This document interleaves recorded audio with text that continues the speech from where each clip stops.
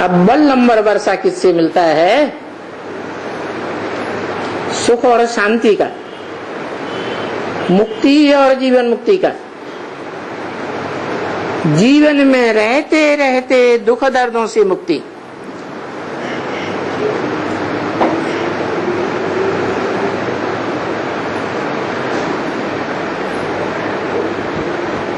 Doctor का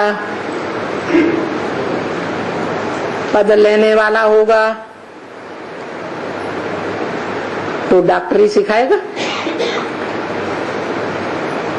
doctor बनाएगा।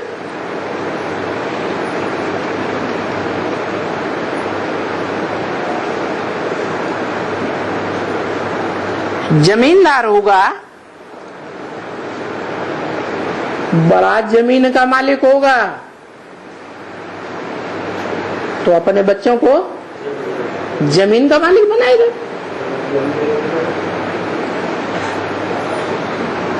अब शिव बाप किसका मालिक है? वो भी बेहद का बाप, और मनुष्य सृष्टि का बाप भी बेहद का बाप। शिव बाप से क्या वर्षा मिलता है? बाप है ना, तो वर्षा तो देता है ना।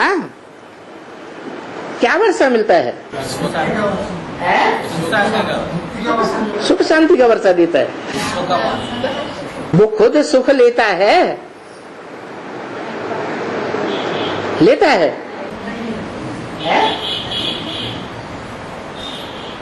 सुखी जीवन में आता है सतयुग में, तो देगा कैसे? मुक्ति का वर्षा देता है। मुक्ति का वर्षा देता है। मुक्ति का वर्षा देता है।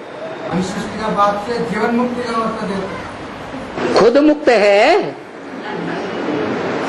सदा मुक्त है, कि बोलता है मुझे भी इस पतित दुनिया में आना पड़ता है, मैं भी ड्रामा के बंधन में बंधा हुआ हूं।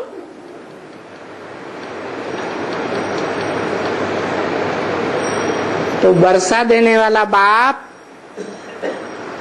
साकार में ऐसा चाहिए जो साकार सुख का वर्षा दे।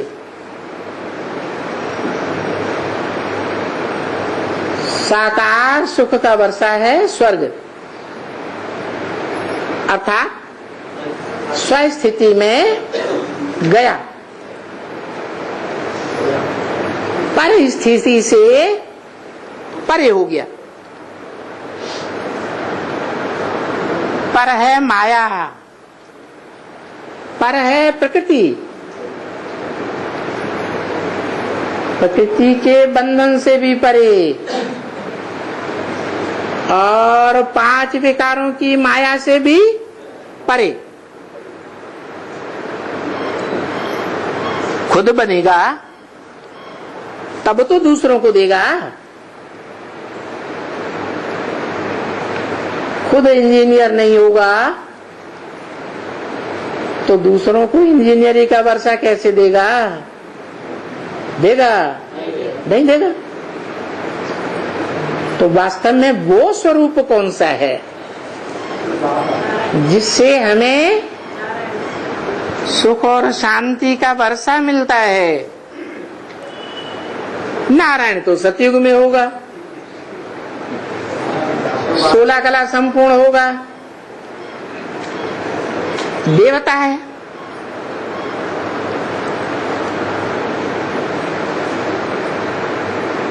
जो देवता वर्षा देते हैं क्या? मुक्ति जीवन मुक्ति का। अरे नर को नारायण बनाने वाला कोई और है। जो नर को नारायण बनाता है उसका नाम पड़ता है नारायण। नार माने ज्ञान जल, आयन माने घर। कहाँ घर बनाता है? ज्ञान जल में अपना घर बनाता है, ज्ञान जल से बाहर आता ही नहीं। पक्का पक्का सूक्ष्म वतनवासी। ज्ञान सूक्ष्म है ना, ऐसे तो ब्रह्मा को सूक्ष्म वतन में दिखाते हैं, विष्णु को भी सूक्ष्म वतन में दिखाते हैं, लेकिन सबसे ऊंचा वतन कौन सा? ब्रह्मापुरी, विष्णुपुरी या शंकरपुरी? ब्रह्मापुरी फिर भी पंचभूतों की दुनिया के नजदीक है, और शंकरपुरी है ऐसा स्थान है जहां पंचभूत होते ही नहीं।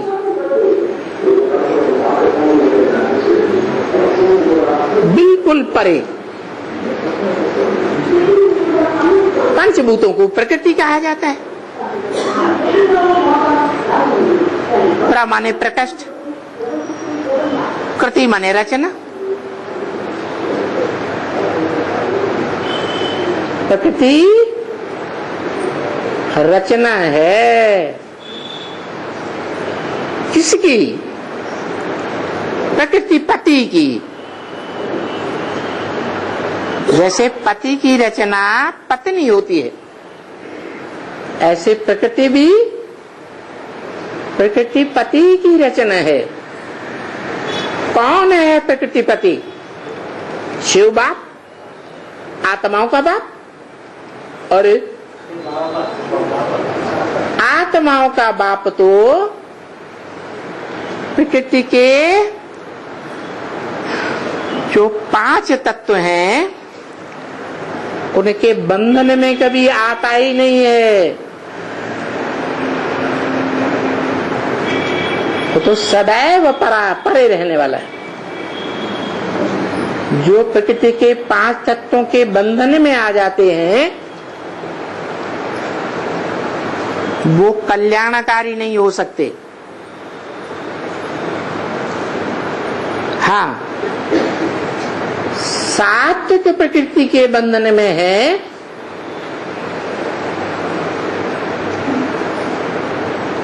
तो आत्मिक स्थिति में रह सकते हैं, जैसे देवता है।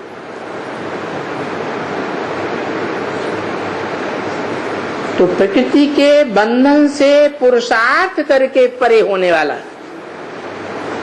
जैसे बाप है लौकिक दुनिया में भी, धन कमाता है तो करोड़पति, अरबपति, धनवान बनता है। फिर अपने बच्चों को कौन सा वर्षा देता है? धन का वर्षा देता है।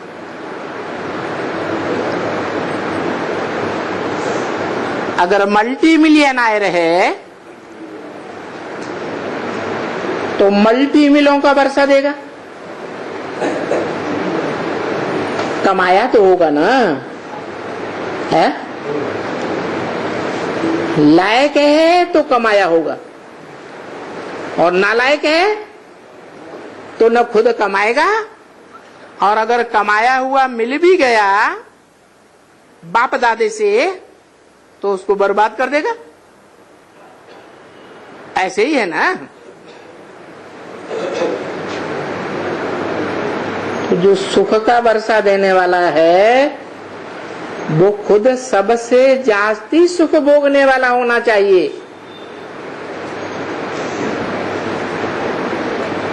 इसीलिए टाइटल दिया है भाग्यशाली रथ।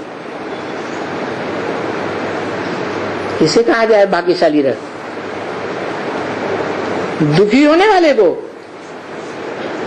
है या सुख अनुभव करने वाले को?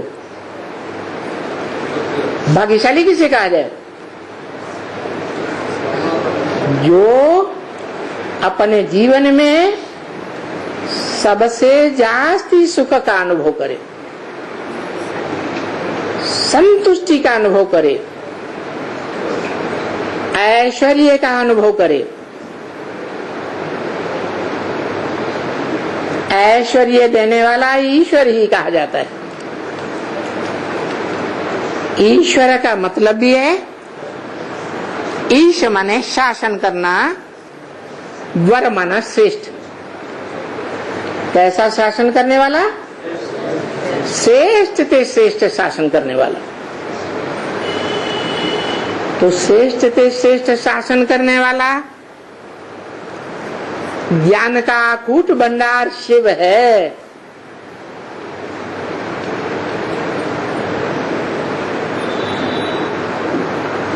जो जिस तन में भी आता है उसका नाम ब्रह्मा रखता है, और ब्रह्मा के द्वारा प्यार ही प्यार देता है कि कभी मार भी देता है, प्यार ही देता है। इसलिए सुख का सागर कहा जाता है। सुख का सागर ज्ञान के आधार पर है, यह धन संपत्ति देता है, ज्ञान के आधार पर सुख का सागर है। परंतु उस सुख के सागर की जो प्रॉपर्टी है, कौन सी प्रॉपर्टी? ज्ञान धन की प्रॉपर्टी।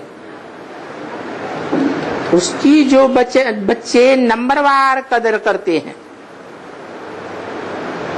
वो बच्चे मनुष्य सृष्टि के बाप को पहचान जाते हैं। जो मनुष्य सृष्टि का बाप इस मनुष्य सृष्टि में स्वर्ग में भी रहता है, तो बाबू भी अकूट सुख भोगता है, और नरक की दुनिया में भी आता है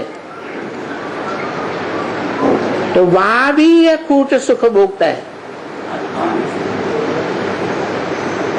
ये उन बच्चों की बात है जो पुरुषार्थी जीवन में भगवान शिव के आने पर इस दुनिया में ही आत्म की स्थिति में स्थित हो जाते हैं। देवभान त्याग देते हैं। उन आत्म की स्थिति में रहने वाले बच्चों के लिए बोला है, वो है सूर्यवंशी बच्चे, ज्ञान सूर्य के डायरेक्ट बच्चे, लेकिन नंबरवार। तो नंबरवार बच्चों में जो ज्ञान सूर्य का पूरा प्रकाश हप करता है, ज्ञान का प्रकाश, वो बड़ा बच्चा कहा जाता है। ब्रह्मा का बड़ा पुत्र ज्ञानेश्वर और योगीश्वर कहा जाता है, जिसके द्वारा सत्य सनातन धर्म की स्थापना होती है। सनत कुमार की रचना सनातन, तो सनातन माने पुराने से पुराना,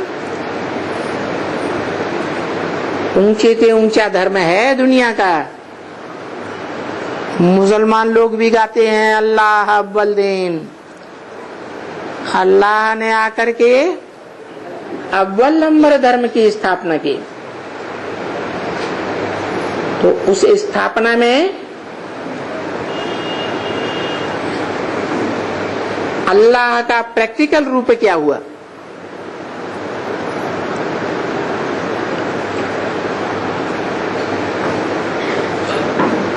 जिसे त्रिमूर्ति के चित्र में समझाने के लिए बोला है। कौन सा वो चित्र है?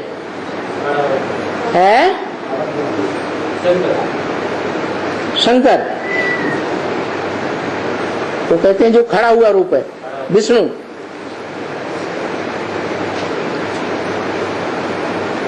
विष्णु तो देवता है, शंकर भी देवता है। देवता बनता है